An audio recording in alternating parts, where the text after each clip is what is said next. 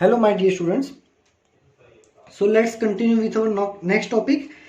अब हमने previous lecture में क्या देखा था, हमने एग्जाम्पल नंबर 6.8 तक अच्छे से देखा था।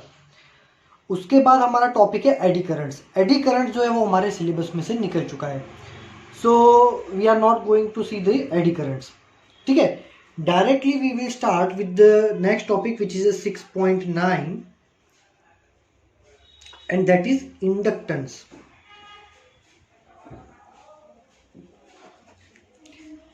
रेडी, नेक्स्ट टॉपिक कौन सा है हमारा? इंडक्टेंस। सो बेसिकली इंडक्टेंस जो है वो दो टाइप के होते हैं। एक होता है सेल्फ इंडक्टेंस और एक होता है म्यूचुअल इंडक्टेंस। रेडी? सो क्या सेल्फ इंडक्टेंस होता है और क्या म्यूचुअल इंडक्टेंस होता है, उसको थोड़ा डिटेल में देखते हैं। देखो, अगर ये मान लो एक कॉइल है, a coil in which a current is passing. ठीक है, अब करंट पास करेंगे तो क्या होगा? कॉइल के अंदर मैग्नेटिक फील्ड प्रोड्यूस होगा। This is the magnetic field.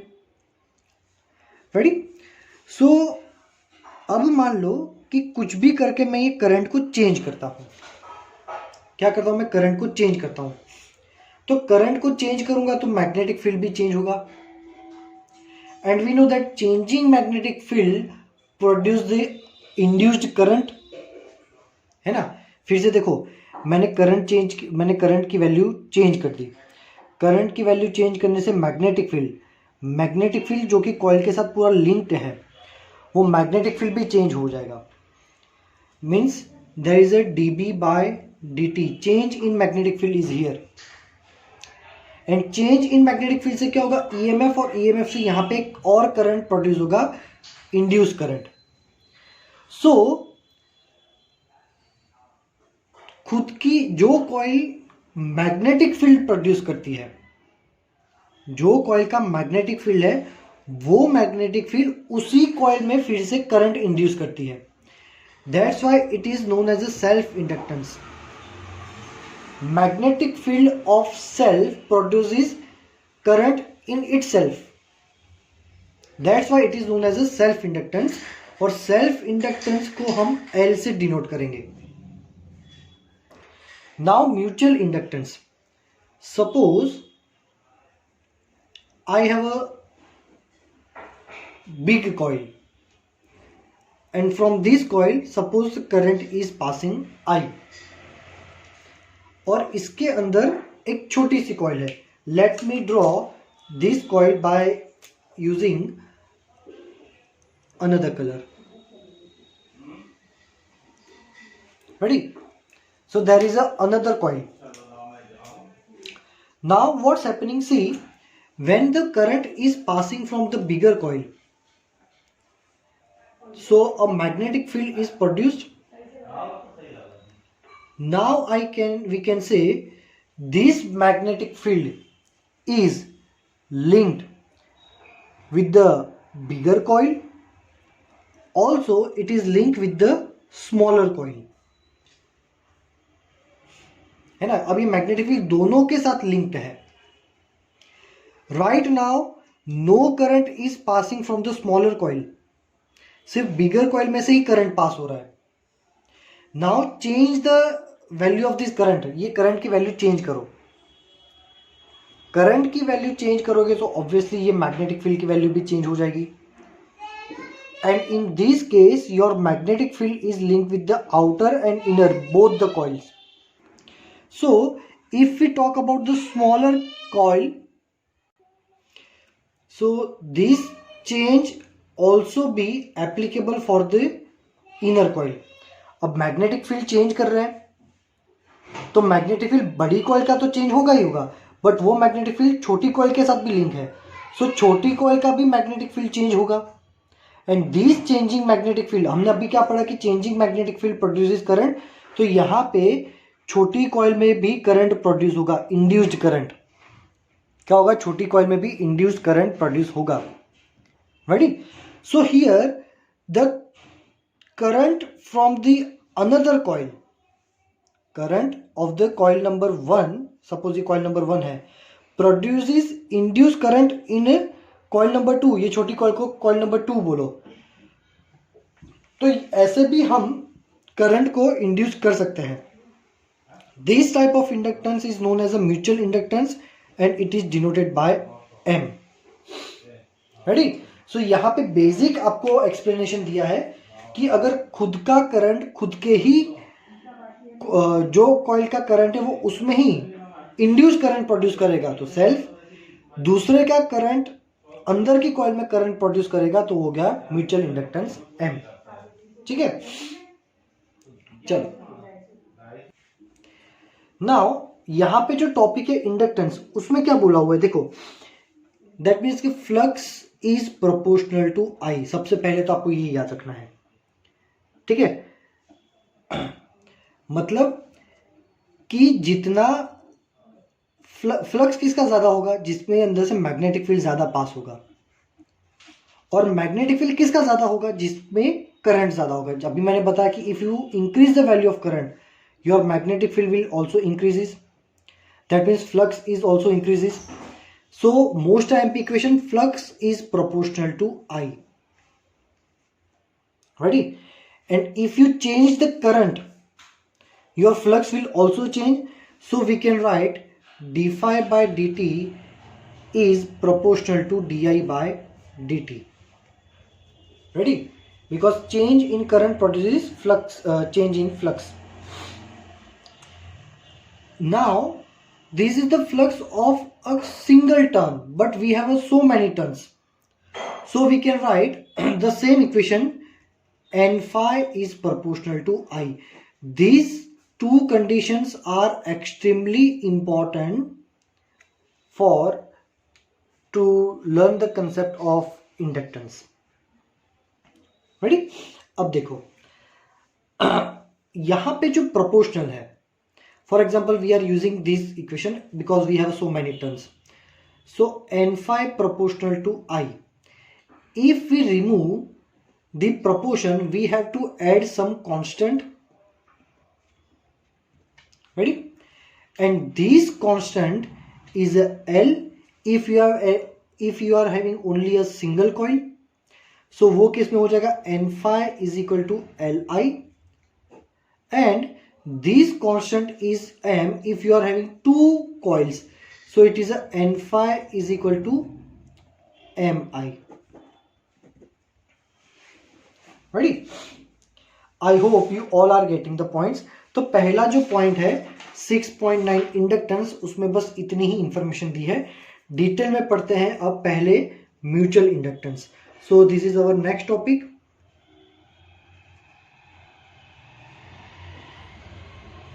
Topic is a mutual inductance. Pay attention. Suppose I have a bigger coil and the bigger coil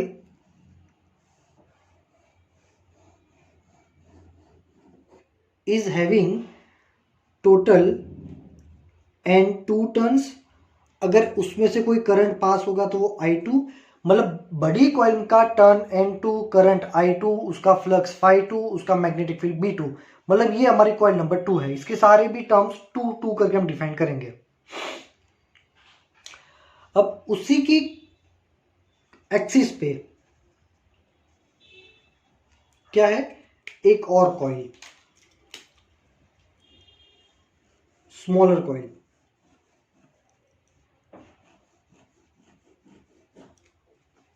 Ready? Both the coils are having same axis.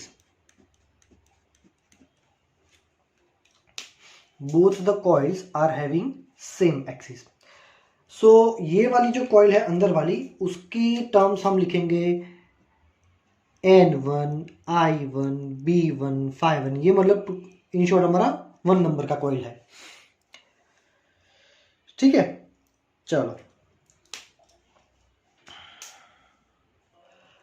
अब पहला case हम देखेंगे, case number 1. मतलब कि पहले हम current pass करेंगे बड़ी कॉइल में से। बड़ी कॉइल के हमने टर्म्स I2 लिखे थे, तो इसमें से जो करंट पास हो रहा है वो I2 है। अब इसमें करंट पास करेंगे तो पूरा मैग्नेटिक फील्ड प्रोड्यूस होगा, बट हम क्या करेंगे, हम सिर्फ ये देखेंगे कि वो मैग्नेटिक फील्ड जो इसके साथ लिंक हो रहा है उसी पोर्शन को अज्यूम करेंगे। नो डाउट मैग्नेटिक फील्ड हर जगह है, बट हम देखेंगे कि फ्लक्स सिर्फ इसके साथ लिंक्ड है। ठीक है, तो क्या फॉर्मूला होगा, देखो अब आपको फॉर्मूला कैसे लिखना है, flux of the inner coil हमारा 1 नंबर है, that means N1∅1 is equal to MI2, ये वाला फॉर्मूला। बस लिखना कैसा है कि अंदर वाली कॉइल का फ्लक्स रिस्पॉन्सिबल है due to the current of outer coil. तो यहां पे M जो है उसको हम लिखेंगे M12। अब ये याद रखना, अगर लेफ्ट हैंड साइड पे 1 1 है तो पहले 1 लिखेंगे, अगर उल्टा हो रहा है N2∅2 है तो यहां पे आएगा M21 I1 जो कि हम बाद में देखेंगे। रेडी, चलो। सो यहां पे M12 क्या है, M12 is a mutual inductance of coil 1 with respect to coil 2। ठीक है, ये हमारा कॉइल 1 है, इसको रेड पेन से लिखते हैं, ये रेड है कॉइल 1, और ये ब्लू जो मतलब बिगर है ये हमारा कॉइल 2 है। So this is the mutual inductance of coil number 1 with respect to coil number 2। Current अभी 2 में से पास हो रहा है। रेडी, चलो इसको ले दो इक्वेशन नंबर 1। अब ये N1∅1 को हम कैसे लिख सकते हैं भाई, N1∅1, अब कैपिटल N क्या है, capital N means total number of turns,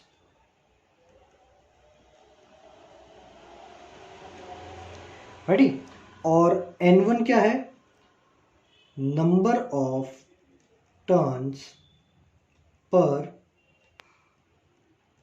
unit length. ठीक है, तो इन दोनों को रिलेट करता हुआ फॉर्मूला हमें पता है कि N1 क्या होता है, N1/L, unit number of turns per unit length का फॉर्मूला होता है total number by total length, जो कि हम चैप्टर नंबर 4 में देख चुके थे। ठीक है, तो इसमें से अगर N1 को सब्जेक्ट बनाओ तो क्या हो जाएगा, N1 इंटू L।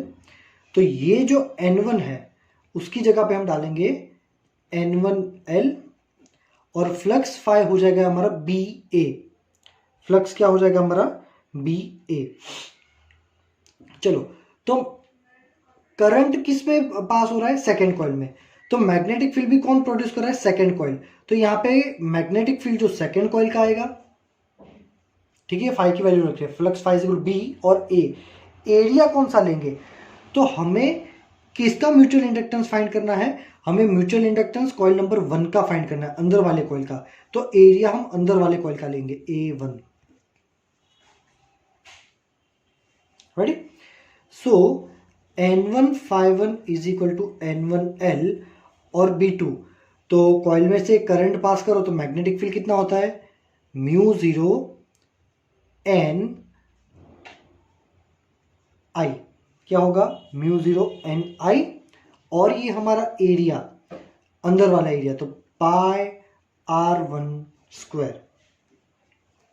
सब कुछ अच्छे से समझना है ना, ये N, सो फाई को अच्छे से समझो, phi is equal to BA। B किसका लेना है, जिसमें से करंट पास हो रहा है उसका B लेना है। A किसका लेना है, जिसका म्यूचुअल इंडक्टेंस फाइंड करना है उसका A लिखना है। ठीक है, सो N1∅1 को अच्छे से अरेंज करो तो μ0 N1 N2 L, μ0 N1 N2 L I2 pi r1 square. ठीक है, now equate, tell this is the equation number 2, equate 1 and 2। अब 1 and 2 को इक्वेट करोगे तो क्या हो जाएगा, m12i2 is equal to mu 0 n1 n2 l i2 pi r1 square. So here i2 gets cancelled. अब i2 कैंसिल हो जाएगा तो क्या बचेगा, m12 is equal to mu 0 n1 n2 l pi r1 square. तो ये मिल गई मुझे m12 की वैल्यू।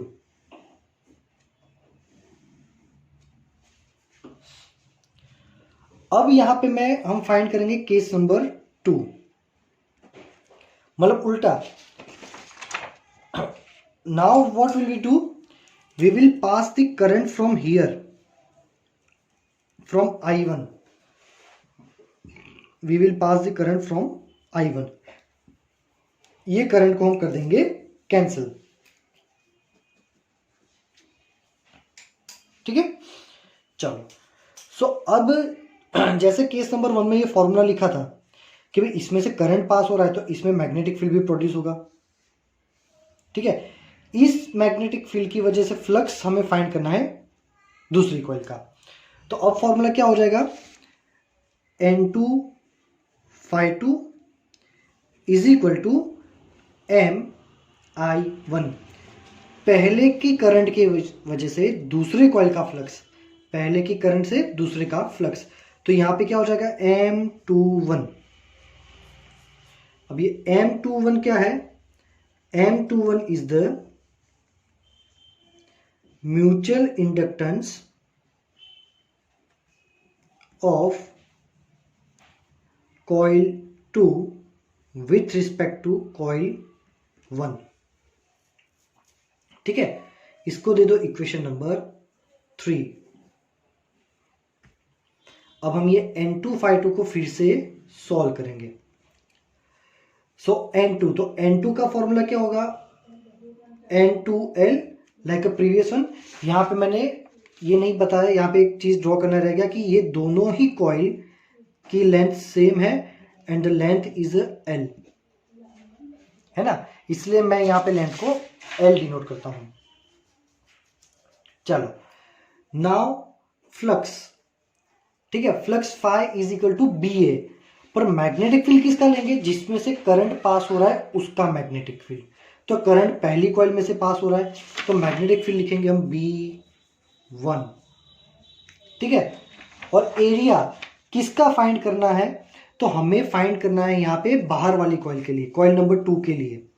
पहले में से करंट पास हो रहा है तो फ्लक्स तो दूसरी कॉइल का ही फाइंड करेंगे। बट यहां पे क्या होगा, ये अच्छे से देखो कि ये कॉइल है जिसमें से करंट पास हो रहा है, तो इसका मैग्नेटिक फील्ड देखो, मैग्नेटिक फील्ड में मैं रेड कलर की पेन से ड्रॉ कर रहा हूं, ये मैग्नेटिक फील्ड है। ठीक है, तो ये मैग्नेटिक फील्ड बाहर वाली कॉइल के कितने एरिया में लिंक्ड है, ऑब्वियसली इतने ही एरिया में, छोटी कॉइल के जितने ही एरिया में। पहले प्रीवियस केस में तो क्या था कि मैग्नेटिक फील्ड सभी में था, ये सभी में था, छोटी कॉइल में भी था। बट यहां पे जो मैग्नेटिक फील्ड है वो छोटी कॉइल में ही है। सो बड़ी कॉइल के छोटे से यही एरिया के साथ लिंक्ड है।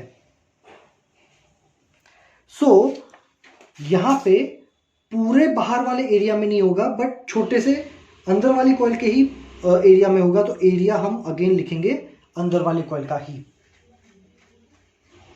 ठीक है, so let's put the values. N2 phi2 is equal to N2L and B1 is a mu 0 N1 I1 and area is a pi R1, pi R1 square. Tell this equation number 4. Equate equation number 3 and 4. 3 and 4 को equate करो. So what will you get? M21 I1 is equal to N2L mu 0 N1 I1 pi R1 square. So here again I1 get cancels. So M21 is equal to mu 0 N1 N2 L pi R1 square. So here what we are getting, अगर हम M12 find करें या M21 find करें, इसमें से current pass करके इसका mutual inductance find करो या इसमें से करंट फाइंड करके इसका म्यूचुअल इंडक्टेंस फाइंड करो, all the mutual inductance are same. So here we can say M12 is equal to M21.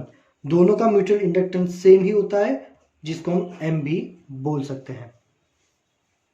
ठीक है. सो यहां पे इंपॉर्टेंट फॉर्मूला क्या है, ये mutual inductance mu 0 N1 N2 L pi R1 square. इसमें तुम्हें पता होना चाहिए कि R1 क्या है.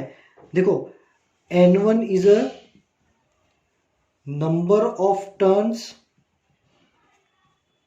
Per unit length of inner coil. N2 is a number of turns per unit length of outer coil. Ready?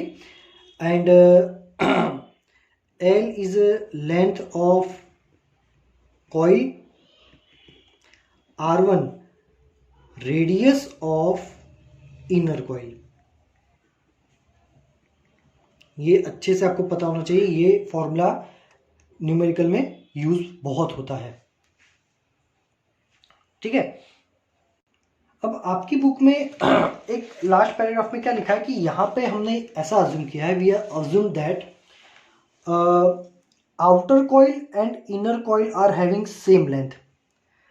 But ऐसा भी हो सकता है कभी कि इनर कॉइल थोड़ी छोटी है, इनर कॉइल कैसी थोड़ी छोटी है. सो वो केस में बाहर वाली कॉइल में करंट पास करके अंदर की कॉइल का फ्लक्स फाइंड कर सकते हैं. But it is very difficult that to pass the current in inner coil and find the flux of outer coil, है ना. So mathematically to find it mathematically it is very tough. In that case we can directly use this relation. Here we have assumed both the coils are having same length, because in this case it is very easy and convenient to find this relation. But if your inner coil is very small, in that case when the current is passing from outer coil you can easily find flux of inner coil. But when the current is passing from inner coil you cannot find easily the flux of outer coil. In that case you can directly use this formula, है ना. इसमें से current pass करके इसका flux find कर लो, दूसरे का वही मिलेगा, है ना. चलो यहां पे आपको बताया कि इफ इनसाइड द कॉइल, यहां पे जो है एयर है, सपोज एयर की जगह पे अगर कुछ और रखा है ऑब्जेक्ट, तो क्या होगा, यहां पे एयर नहीं, यहां पे हो जाएगा ऑब्जेक्ट, तो ऑब्जेक्ट की परमेबिलिटी आएगी म्यू. सो हमें पता है कि mu by mu 0 is equal to mu r होता है. सो वो केस में अगर अंदर एयर की जगह पे कोई आयरन पीस रखा है तो ये M21 का फॉर्मूला क्या हो जाएगा, म्यू 0 की जगह म्यू. अगर सिर्फ एयर है तो म्यू 0, और एयर की जगह कुछ और डाला हुआ है तो उसका म्यू आएगा mu N1 N2 L pi R1 square. So M2 is equal to mu की जगह आ जाएगा mu r mu 0 N1 N2 L pi R1 square. तो ये फॉर्मूला यूज कर सकते हैं. ठीक है. ये तो जैसे जैसे हम न्यूमेरिकल्स पढ़ेंगे मैं आपको अच्छे से एक्सप्लेन करूंगा. ठीक है. Now based on this concept let's see the example number 6.9.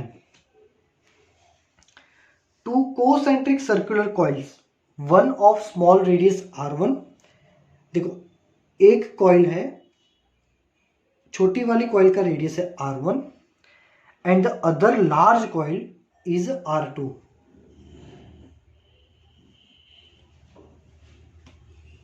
Ready, चलो, such that R1 is very less than R2, R1 बहुत छोटा है। तो जो भी मैंने आपको एक्सप्लेन किया ना, वो कि अगर अंदर वाला कॉइल छोटा है तो अंदर के करंट से बाहर का मैग्नेटिक फील्ड फाइंड करना टफ है। Obtain mutual inductance of this arrangement, ठीक है, सपोज कि इसमें से करंट पास हो रहा है I2, है ना। सो ये करंट की वजह से फ्लक्स हम फाइंड करेंगे इसका। सो क्या होगा, N1 is equal to M12 I2। Second का करंट पहले में फ्लक्स प्रोड्यूस करेगा, बट यहाँ पे नंबर ऑफ टर्न कितना है, नंबर ऑफ टर्न 1 ही है, तो N1 की जगह 1 लिखेंगे। सो 5 is equal to M12 I2, ठीक है। चलो अब यहां पे फ्लक्स फाई की वैल्यू फाइंड करते हैं। Flux phi is equal to BA, B किसका होगा, जिसमें से करंट पास हो रहा है उसका B, तो सेकेंड कॉइल में से पास हो रहा है तो B2, और A मतलब किसके एरिया में फाइंड करना है, इसके एरिया में, तो A1। So flux phi is equal to B2। Ring का मैग्नेटिक फील्ड क्या होता है, सो μ0 Ni पर नंबर ऑफ टर्न 1 है, तो μ0 I/2R, chapter number 4, ready, into area of the inner coil, क्या हो जाएगा, πr1 स्क्वायर, रेडी।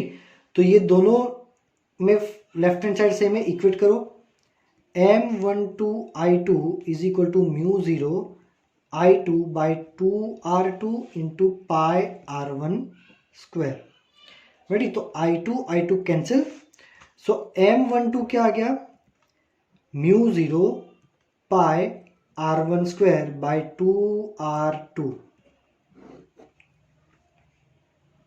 रेडी। चलो अब हमने क्या बोला था कि अंदर की कॉइल में अगर करंट पास करते हैं तो बाहर का फ्लक्स नहीं फाइंड कर सकते, because inner coil is very small.